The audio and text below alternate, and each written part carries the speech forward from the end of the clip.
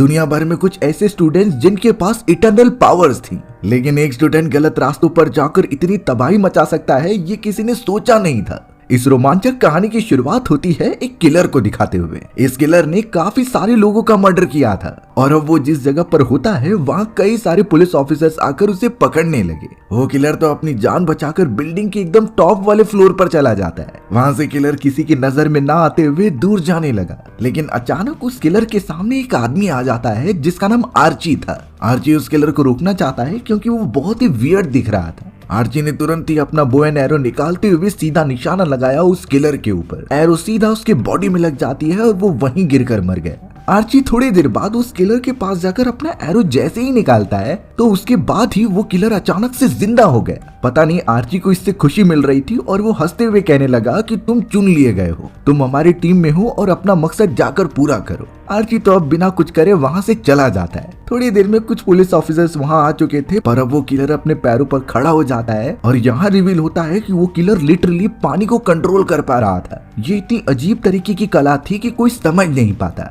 लेकिन उस किलर ने अपने मन को शांत किया और खुद को पुलिस वालों के हवाले कर दिया। सभी पुलिस ऑफिसर्स कुछ पूछताछ करने के लिए उस किलर को बिठा देते हैं, लेकिन उन्हें क्या पता कि ये शायद उनकी आखिरी इन्वेस्टिगेशन हो सकती है। थोड़ी देर तक तो किलर एकदम शांत रहता है, लेकिन फिर उसने अपनी इटर्नल पावर्स का यूज करना स्टार्ट किया। उस पूरे अपार्टमेंट में चारों तरफ पानी आने लगा था और इन्हीं पानी को एकदम बुलेट की तरह यूज करते हुए वो सारे पुलिस ऑफिसर्स को मारने लगा। यानी वो किलर पूरी तरीके से पानी को अपने से कंट्रोल कर सकता था। पुलिस ऑफिसर्स इन चीजों को समझ पाते उससे पहले सभी की जान चली जाती है। सभी को मारते ही किलर एक पावर बनकर वहां से उड़ता हुआ चला गया। इसके पीछे क्या रीजन हो सकता है और अचानक किलर को ये पावर्स कहां से मिली, ये कुछ ही मोमेंट्स में पता चल जाएगा। अब यहाँ दूसरी तरफ हमें एक स्टूडेंट दिखाया जाता है जिसका नाम कोइची था। कोइची हाल ही में इस शहर में आया था और उसकी एडमिशन भी स्कूल में हुई थी। वो बहुत ही ज्यादा एक्साइटेड था स्कूल में जाकर फ्रेंड्स बनाने के लिए। कोइची तो अपनी बाइसिकल उठाता है और तुरंत ही स्कूल की तरफ जाने लगता है, लेकिन अचानक उसे कुछ स्टूडेंट्स परेशान करने लगे थे। कोइची तो उनसे माफी भी मांग रहा था, लेकिन वो शायद एंटरटेन नहीं हो रहे होते। अब वहाँ से एक और लड़का जाता है जिससे कि वो सारे बदमाश लड़के बुलाकर उसकी बेइज्जती करने लगे। वो लड़का जिसके बड़े बड़े बाल थे उसका नाम जोजो होता है। जोजो तो उनसे माफी मांगकर आगे बढ़ रहा था, पर तब तक उन बदमाश लड़कों ने जोजो के बालों के बारे में बहुत ही बेकार कमेंट किए। अब यहाँ जोजो कुछ भी सह सकता था, लेकिन अपने बालों के बारे में बेइज्जती नहीं। उसके चारों तरफ एक ऑरा सा छाने लगा जो पिंक कलर का होता है और जोजो ने तो बिना हाथ लगाए हुए उन बदमाश लोगों को मारना स्टार्ट कर दिया। सभी बदमाश लड़के यहाँ से वहाँ गिरने लगे थे, यहाँ तक कि कोइची के साइकिल पर गिरने पर उसकी साइकिल भी टूट जाती है। कोइची खड़ा यही देख रहा था कि ये चीजें आखिर उसने कैसे की। जोजो तो अब तुरंत ही उन बदमाश लड़कों के पास आकर उन्हें माफ कर देता है और वहाँ से चला जाता है। अगले ही मोमेंट में पता चला कि उन लोगों को जो चोट लगी थी वो ठीक हो जाती है। सब कुछ बैक टू नॉर्मल हो चुका था, यहाँ तक कि कोइची की साइकिल भी एकदम प्रॉपर हो जाती है। कोइची सीधा जोजो को बुलाकर उससे पूछता है क्योंकि वो उसके ही स्कूल का लग रहा था, लेकिन जोजो इतनी आसानी से तो दोस्ती नहीं करता। वो कोइची को बिना टाइम दिए वहाँ से चला जाता है। अब स्कूल में आने के बाद कोइची के मन में बार बार यही चलता है कि आखिर जोजो ने ये कैसे किया। क्या उसके पास कोई पावर्स है या फिर वो दूसरे के दिमाग को कंट्रोल कर सकता है। शायद अब यहाँ कोइची को किसी भी तरीके से जोजो से दोस्ती करनी थी और वो इन्हीं सारी चीजों के लिए मौके देख रहा था। वो किलर भी अब स्कूल के बागीचे में पहुंच चुका था जो शायद अपने नए शिकार की तलाश में होता है। सामने की तरफ दो दोस्त मस्ती कर रहे होते हैं, तब जाकर उस किलर ने अपनी वाटर की पावर का यूज किया। वो कुछ पानी को एक बहुत ही अजीब तरीके के स्ट्रक्चर में बदलकर सीधा एक आदमी के मुंह में डाल देता है। उस आदमी की पूरी बॉडी एकदम से आउट ऑफ कंट्रोल हो जाती है। वो तो ठीक से सांस भी नहीं ले पा रहा था और वो तड़पने लगा। थोड़ी ही देर के अंदर उस आदमी की मृत्यु हो गई। उस आदमी के बॉडी में जो पानी गया था जिसे कि किलर कंट्रोल कर रहा होता है, वो सामने वाले आदमी के बॉडी में चला जाता है। उसकी भी आंखें पूरी तरीके से लाल हो जाती हैं और वो काफी वियर्ड बिहेव कर रहा था। कोइची और उसके दोस्तों की क्लास अभी अभी खत्म हुई होती है तो सभी लोग बाहर आ रहे थे। कोइची ने भी उस आदमी को देखा जो आउट ऑफ कंट्रोल होता है, यहाँ तक कि जोजो भी पहली बार देखते ही समझ गया कि इसे कोई तो कंट्रोल कर रहा है। लेकिन उस अनजान आदमी ने एक गलती कर दी कि वो जोजो का मजाक उड़ा देता है। जोजो अब यहाँ पर बिल्कुल भी सहन नहीं कर सकता था। जब उस आउट ऑफ कंट्रोल हुए आदमी को ये पता चल गया कि शायद जोजो उससे ताकतवर है, तो उसने एक लेडी को पकड़ा और लेडी को ही बहुत बुरी तरीके से मारने लगा। जोजो यहाँ पर अपनी इटर्नल पावर का यूज करता है और उसी चाकू से उस पर हमला कर देता है। जोजो की जो ये पावर्स थी वो एकदम से इनविजिबल होती है, ना ही उसे दुश्मन देख सकते थे और ना ही आसपास के लोग। साइड में मौजूद वो पानी वाला किलर जो यही सारी चीजें कर रहा था, वो तो अब जोजो पर हमला करने के लिए आता है, लेकिन उस जगह पर अब बहुत सारे पुलिस ऑफिसर्स आने लगे थे। जोजो इन चीजों में फंसना नहीं चाहता था, इसीलिए वो खुद ही पीछे हट जाता है और वहां से चला जाता है। वहाँ दूसरी तरफ हमें वो आर्ची नाम का आदमी दिखाया गया जो कि एक बो एंड एरो लेकर एक बिजनेसमैन पर फायर कर देता है। वो एरो लगते ही बिजनेसमैन जगह पर ही गिर जाता है। आर्ची वहाँ पहुँचता है और एरो को बाहर निकालते हुए ये कहता है कि तुम भी ताकतवर बन सकते थे, तुम भी चुने जा सकते थे, लेकिन तुम कमजोर निकले। सच्चाई वाली बात ये थी कि आर्ची किसी के कहने पर लोगों को चूज कर रहा था और उन्हें कुछ पावर्स दे रहा था, जैसा कि उसने लास्ट टाइम उस किलर को वाटर की पावर्स प्रोवाइड की। उसी तरीके से आर्ची चाहता था कि इस बिजनेसमैन को भी चुना जाए, बट ये तो पहले से ही कमजोर निकला। अब हमें यहाँ स्कूल में कोइची दिखाया जाता है जो कि जोजो का पीछा करते हुए साइकिलिंग करते हुए जा रहा था। उसे तो जल्द से जल्द जोजो के साथ दोस्ती करनी थी, बट अचानक साइकिलिंग करते हुए कोइची का बैलेंस बिगड़ जाता है और वो गिरने ही वाला था, पर अचानक समय एकदम से रुक गया। वो अपने आप ही एकदम पोजीशन पर आ जाता है और बच जाता है। कोइची एकदम आश्चर्यचकित हो गया कि ये किसने किया। तब जाकर पता चला कि ये काम पीछे मौजूद एक आदमी का होता है। इस आदमी के पास भी कुछ ऐसी शक्तियां थी जो समय को रोक सकती हैं। वो अनजान सा आदमी तो कोइची के पास आकर पूछने लगा कि जोजो कहाँ पर है, मुझे उससे जल्द बात करनी है। तो इसीलिए अब कोइची उसके कहने पर उसे जोजो के पास लेकर चला जाता है। वो अनजान आदमी जिसका नाम कैल होता है, वो जोजो को अपना कजन बता रहा था। कैल ने बोल दिया कि तुम्हारे फादर अभी भी जिंदा हैं और उनके पास काफी सारी प्रॉपर्टी और धन दौलत है, तुम उन्हें जाकर इनहेरिट कर सकते हो। लेकिन जोजो इसके लिए शुक्रिया अदा कह रहा था और ये भी कहता है कि वो अपने फादर के पास नहीं जाना चाहता, वो अपनी मदर के पास ही रहकर आगे की जिंदगी गुजारेगा। कैल अपने भाई जोजो को ये समझाने की कोशिश करता है कि तुम खतरे में हो, हमारे अंदर जो पावर्स हैं वो खानदानी हैं, जिन्हें कि हमें सही जगह पर यूज करना चाहिए। अब यहाँ जोजो के पास कुछ लड़कियां आ जाती हैं जो उसके बालों से काफी अट्रैक्टेड फील कर रही थी। जोजो को ये सारी चीजें अच्छी लगती हैं, पर यहाँ तो अब कैल जोजो के पास आकर उसके बाल के बारे में कुछ कमेंट्स करने लगा। ये चीजें अब जोजो को बिल्कुल अच्छी नहीं लगती। उसने यहाँ अब अपनी पिंक सोल वाली एनर्जी को बाहर निकाला और हमला करने के लिए आगे बढ़ा। लेकिन जोजो को क्या पता कि यही सेम पावर्स कैल के पास भी हैं। इनफैक्ट वो तो जोजो से बेटर था। दोनों की शक्तियां बाहर आ जाती हैं जो किसी वॉरियर जैसी थी, और ये शक्तियां सिर्फ और सिर्फ इस तरीके के वॉरियर्स ही देख सकते थे। जोजो ने जब हमला किया तो कैल उससे बचते हुए सीधा पलटवार कर देता है। इससे जोजो पीछे जाकर गिर गया, बट वो इस तरीके से हार थोड़ी मानने वाला था। वो तो बार बार कैल के ऊपर हमला करता है, बट कैल ने उसे आसानी से हरा ही दिया था। कैल ने तो उन सारी लेडीज को यहाँ से चले जाने के लिए कहा और आखिरकार जोजो उससे हार मान लेता है। जोजो ने तो कैल को अब उसी वाटर पावर वाले किलर के बारे में बताया जिससे उसकी मुलाकात हुई थी। वो सब कुछ इन्फॉर्मेशन दे देता है, जिसके बाद कैल वहाँ से निकलते हुए सिर्फ इतना कह रहा था कि तुम्हें जब भी जरूरत होगी तो मैं तुम्हारे पास रहूंगा, सिर्फ तुम अपना ख्याल रखना। कैल तो अब घर पर पहुंचने के बाद यही सोच रहा था कि किस तरीके से वो वाटर किलर जोजो को नुकसान पहुंचा सकता है। कैल को यहाँ पर इतना तो पता चल गया था कि उस वाटर किलर को आसपास पानी मौजूद होने पर ही ताकतें मिलती थी, यानी उसे अपनी पावर यूज करने के लिए आसपास पानी रहना बहुत जरूरी है। पर क्या होगा जब बहुत ज्यादा बारिश हो जाएगी और पानी की कमी नहीं होगी, तब तो वो वाटर किलर और भी ज्यादा शक्ति से अपनी पावर्स यूज कर सकता था। यहाँ कैल इन चीजों के बारे में सोच ही रहा होता है और दूसरी तरफ वो वाटर किलर पहुंच भी गया था जोजो के घर के बाहर। वो जोजो की हर एक फैमिली मेंबर्स को मार देना चाहता था।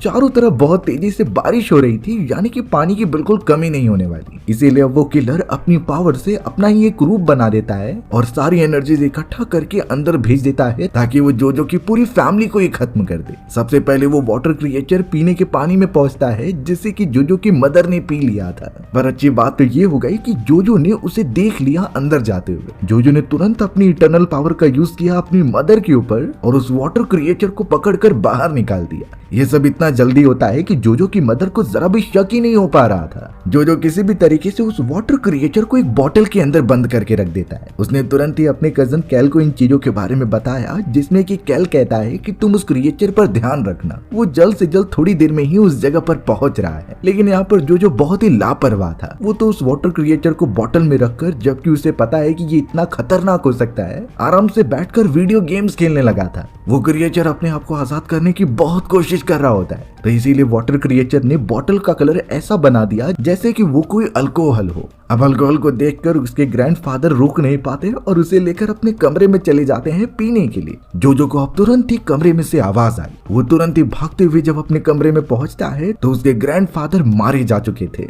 ये पूरा गंदा काम जरूर खतरनाक वाटर क्रिएचर का होगा जो इस घर में मौजूद है। सही समय पे कैल भी उस जगह पर पहुंच गया होता है। अब जो यहाँ अपने ग्रैंडफादर से बहुत ज्यादा प्यार करता था वो अपनी ताकत का यूज करके उन्हें वापस जिंदा करने की कोशिश करता है। लेकिन प्रॉब्लम की बात ये थी कि जो भले ही किसी चीज को रीजनरेट या फिर वापस फिक्स कर सकता था, लेकिन वो किसी मरे हुए को वापस जिंदा नहीं कर सकता। ये सारी चीजें आत्माओं से रिलेटेड हैं। जो इस बात से एकदम से मायूस हो गया। अब तो अचानक नीचे की तरफ से आवाजें आने लगी जिसे कि जो और कैल देखने के लिए चले जाते हैं। उस क्रिएचर ने घर के अंदर चारों तरफ पानी गिरा दिया था, यानी वो कहीं भी हो सकता है। वो तो एक पानी के ड्रॉप को भी कंट्रोल करके उसके अंदर छुपने की ताकत रखता था। वो वाटर क्रिएचर तो अब मल्टीपल वे में जो पर हमला करने लगा ताकि वो उसे मार सके। पता नहीं उनके बीच ऐसी कौन सी दुश्मनी थी, ये हमें आगे चल के जरूर पता चलेगा। फिलहाल तो जो अपनी जान बचाता है उस क्रिएचर के हमलों से। एक मोमेंट पर तो वाटर क्रिएचर ने जो को पकड़ ही लिया था, लेकिन डेव ने अपनी ताकतें यूज करके उसे दूर फेंक दिया।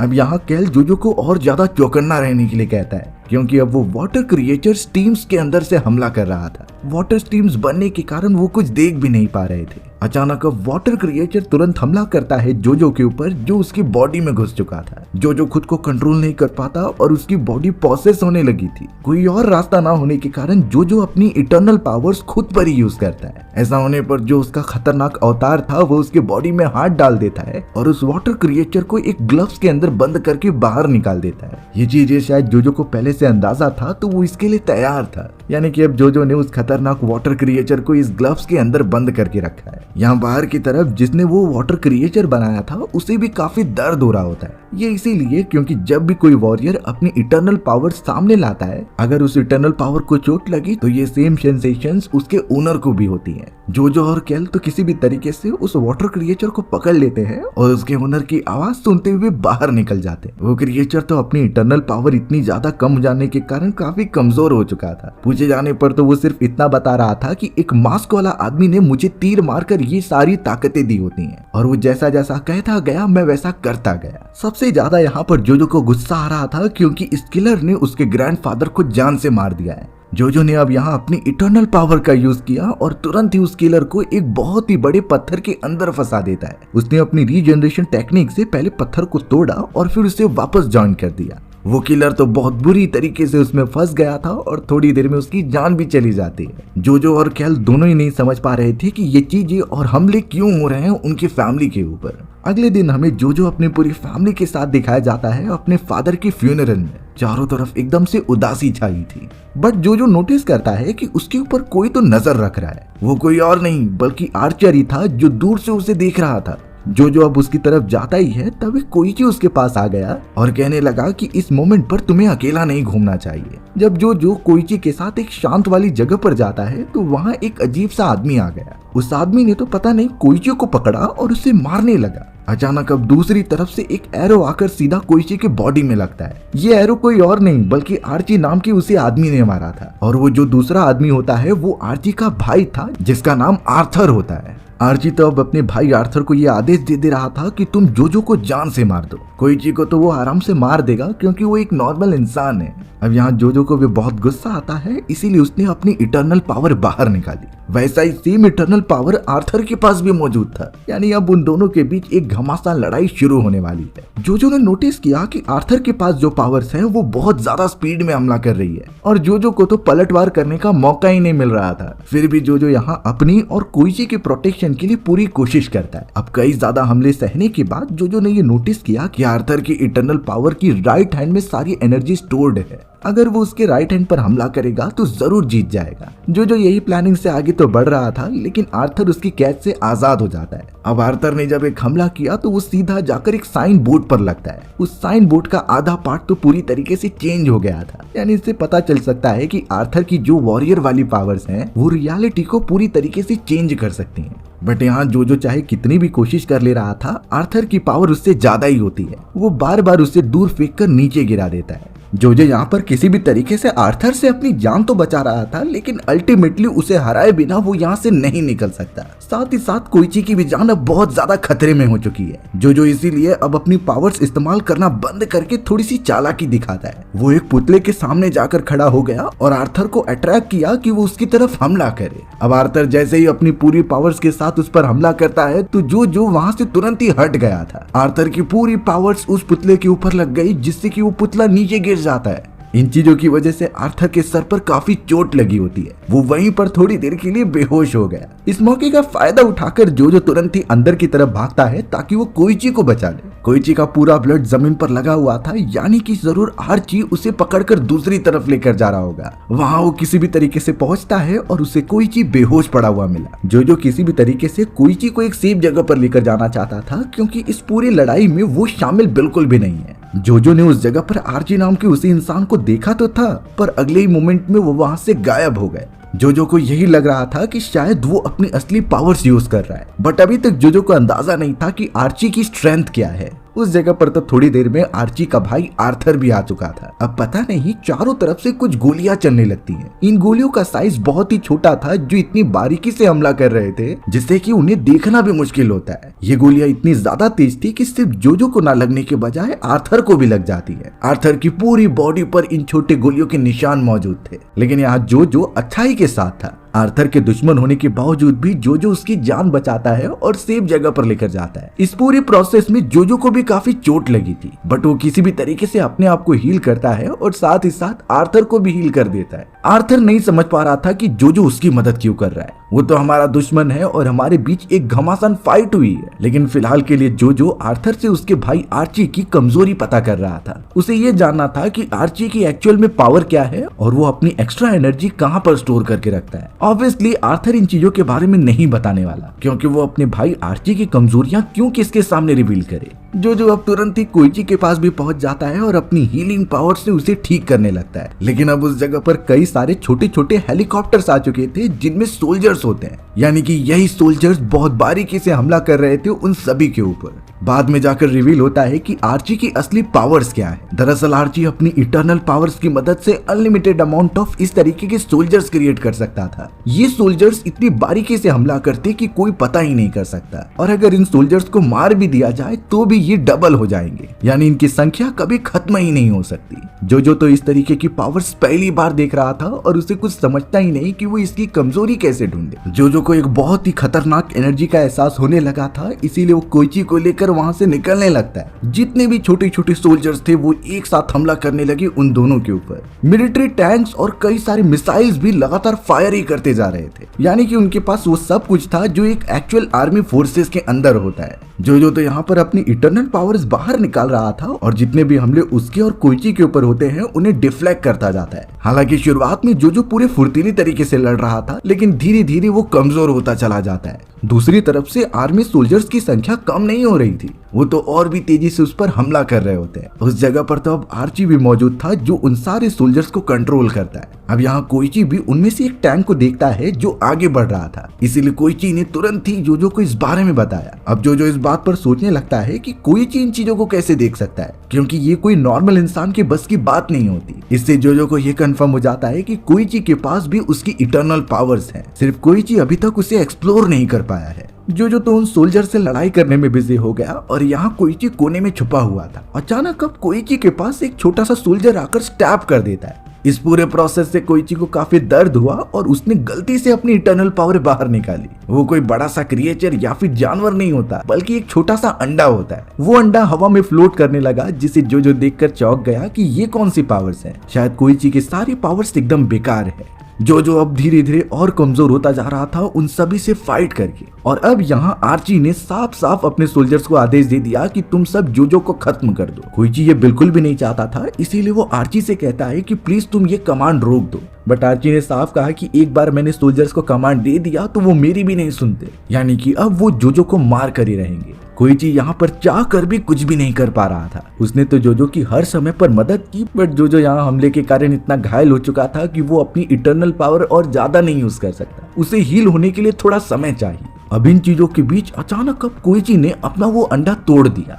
डंडे के अंदर से एक ऐसा क्रिएचर निकलता है जो ग्रीन कलर का था और उसके अंदर पता नहीं कौन सी ताकतें थी। आर्ची उस पूरे प्रोसेस को देखने लग गया जिससे उसका ध्यान भटक जाता है और यहाँ जोजो ने उसका फायदा उठाकर 2 मिसाइल्स को वापस से रीजनरेट किया और उसके डायरेक्शन को आर्ची की तरफ कर दिया। आर्ची तो अब इन चीजों को कंट्रोल ही नहीं कर पा रहा था जिससे दोनों मिसाइल जाकर उस पर ब्लास्ट हो जाते हैं। वो बहुत घायल होकर वहीं पर गिर गया और धीरे धीरे उसकी पूरी आर्मी एकदम वैनिश हो जाती है। जोजो इस बात से खुश था कि कोइची ने उसकी मदद की, बट उन्हें वहां से निकलना होगा चाहे कुछ भी हो जाए। अचानक अब जोजो और कोइची को ऊपर की तरफ से कुछ आवाजें आ रही थी, इसीलिए वो दोनों मिलकर वहां पर देखने चले गए। कोइची को तो एक दरवाजे की तरफ से आवाज आने लगी जिसे कि वो जैसे ही ओपन करता है तो उसके अंदर से एक क्रिएचर बाहर निकलने लगा। वो छोटा सा क्रिएचर कोइची पर हमला कर देता है और उसे चोट पहुंचाने की कोशिश करता है। जोजो भी वहां पर मौजूद था जो कोइची की मदद कर रहा होता है और अपनी इटर्नल पावर से उस क्रिएचर को अलग करता है। वो एक बहुत ही अजीब सा क्रिएचर लग रहा था जिसका चेहरा एकदम भद्दा होता है। यहाँ दूसरी तरफ आर्ची अभी तक मरा नहीं होता। वो धीरे धीरे चलते हुए वहां पर आया और उन सभी को बताने लगा कि ये क्रिएचर कोई और नहीं बल्कि मेरे फादर है। कई साल पहले आर्ची के फादर एक कर्स के कारण इस रूप में आ गए और उन्हें ये श्राप मिल गया कि वो हमेशा के लिए इस दुनिया में मौजूद रहेंगे और इमॉर्टल होंगे। उन्हें चाहे किससे भी खत्म किया जाए वो वापस से रीजनरेट हो जाएंगे। आर्ची तो यहाँ पर सिर्फ इतना चाहता था कि उसके फादर को मुक्ति मिल जाए और वो यहाँ से चले जाए। वो इतने बुरी तरीके से अपने फादर को तड़पते हुए नहीं देख सकता था, इसीलिए आर्ची तब से ट्राई करता है एक ऐसे इटर्नल पावर वाले इंसान को ढूंढने के लिए जो उसके फादर को खत्म कर दे। जोजो और कोइची भी समझ जाते हैं कि आर्ची कोई बुरा आदमी नहीं है, वो तो सिर्फ अपने फादर की मदद करना चाहता था। अब अचानक आर्ची के फादर बॉक्स के अंदर कुछ ढूंढने लगे। जोजो अपने पावर्स की मदद से वहां पर रीजनरेट कर देता है और एक फोटो बाहर निकलती है। ये फोटो आर्ची और उसकी पूरी फैमिली की थी। आर्ची के फादर जब उस फोटो को देखते हैं तो वो काफी इमोशनल होने लगे, यानी उनके अंदर अभी भी वो सारे इमोशंस जिंदा हैं। जोजो ने तो अब आर्ची से कह दिया कि वो अपनी इटर्नल पावर से ट्राई करेगा तुम्हारे फादर को डिस्ट्रॉय करने का, यानी वो आर्ची की मदद करना चाहता था। बट अचानक उस जगह पर एक छोटा सा टॉय आता है। वो टॉय तो बहुत अजीब सा था जो सबसे पहले आर्थर पर हमला करता है। उसने आर्थर की बॉडी पर कई सारे डैमेजेस दे दिए। आर्ची ने सेंस कर लिया था कि ये कोई नॉर्मल टॉय नहीं है, इसके अंदर बहुत सारी इटर्नल पावर्स मौजूद हैं और इसीलिए आर्ची तुरंत ही अपने भाई को बचाने के लिए साइड में जाता है और उसे ढकेल देता है। वो छोटा सा टॉय तुरंत ही आकर आर्ची के बॉडी में घुस गया और उसके मुंह से बाहर निकला। वहां पर तो वो एक छोटा सा ब्लास्ट करता है जिससे आर्ची की पूरी बॉडी डिस्ट्रॉय हो गई, यानी उसने आर्ची को खत्म कर दिया था और वो टॉय भी वहां से गायब हो जाता है। दरअसल ये टॉय किसी दूसरे इंसान की इटर्नल पावर्स थी जो शायद सबसे ताकतवर था। जो यहाँ पर समझ गया था कि उसका मुकाबला भी एक बहुत ही खतरनाक पावर रखने वाले इंसान से होने वाला है, लेकिन वो किस हद तक जा सकता था ये किसी को भी नहीं पता। हमारी भी कहानी इसी सस्पेंस के साथ खत्म हो जाती है। सो व्यूअर्स, आपको ये स्टोरी कैसी लगी कमेंट सेक्शन में बताना भूलना मत, और अगर आपको मेरा एक्सप्लेनेशन 1% भी अच्छा लगा होगा ना तो वीडियो को लाइक एंड चैनल को सब्सक्राइब जरूर कर दें। मिलते हैं इसी तरीके की मजेदार वीडियोस में, तब तक के लिए बाय बाय।